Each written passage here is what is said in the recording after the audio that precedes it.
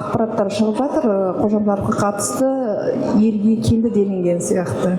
Ол туралы сіздер естідіңіздер ма, білесіздер ма, ол қаншалықты рас? Ондай ақпаратты мен сізден бірінші рет естіп тұрмын.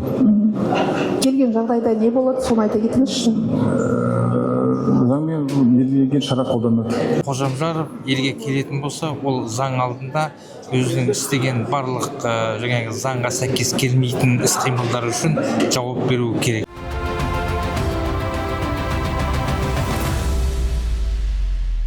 Бұрынғы ЛРТ басшысы болған Талғат Арданды былтыр майда Анталияда ұсталған еді, бірақ оны елге алып келмеген. Құнның тапсырмасымен оны ұстаған Түркия арнайы қызметі қамауға алған деп отыр. Енді осы жақында оны босатты деп жатыр. Ол кісіні елге алып келесіздер ме? Қудалау әлі жүзеге асуда. Қазір экстрадициялық құжаттар жолданды. Ол процедура әлі тоқтаған жоқ. Нәтижесі болғанша қосымша хабар береміз. Енді босады деп жатыр. Оны қалай сіздер бері қарай алып келесіздер? Ресми мәлімет бізге әлі түскен жоқ. Түркия тарапынан ресми мәлімет бізге түскен жоқ. Ресми мәлімет түскенде хабарын береді. Қосымша хабарлаймыз. Жақсы, осы жақында ақпараттар шығып жатыр, Қожамжаровқа қатысты елге келді делінген сияқты. Ол туралы сіздер естідіңіздер ма, білесіздер ма, ол қаншалықты рас? Ондай ақпаратты мен сізден бірінші рет естіп тұрмын. Келген жағдайда не болады, соны айта кетіңізші. Заңмен белгіленген шара қолданады. Қандай шара, нақты айта кетіңізші. Енді ол кісі қазір қылмыстық іс тіркеліп жатыр, процессуалдық статусы әлі белгіленген жоқ. Қылмыстық іс тергелуде. Жаңа Қазақстан қаңтардан кейін жаңа Қазақстан болады. Енді қазіргі уақытта ескі Қазақстан қайта оралып жатыр деген сондай мәліметтер келіп түсіп жатыр.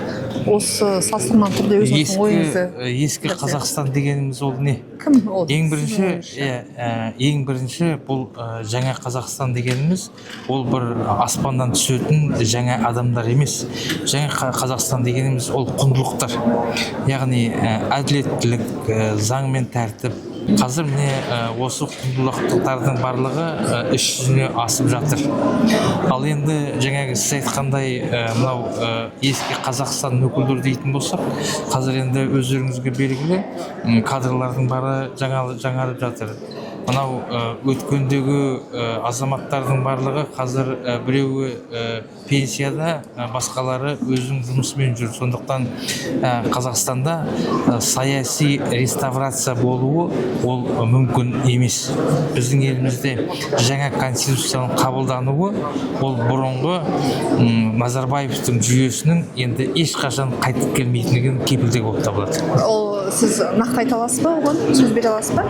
Енді бұл саяси процесс дегеніміз ол өзгеріп тұрады ғой, бірақ мынау жаңа конституция ол біздің елімізде президент Тоқаев айтқандай жас буынның келуіне міндетті түрде алып келеді.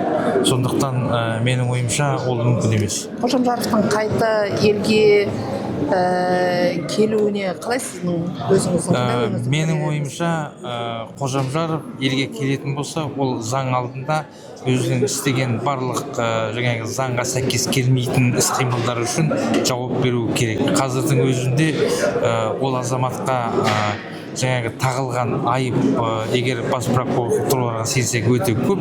Сондықтан менің ойымша ол Қазақстанға келу үшін ең бірінші осы заң сүзгісінен өтеді.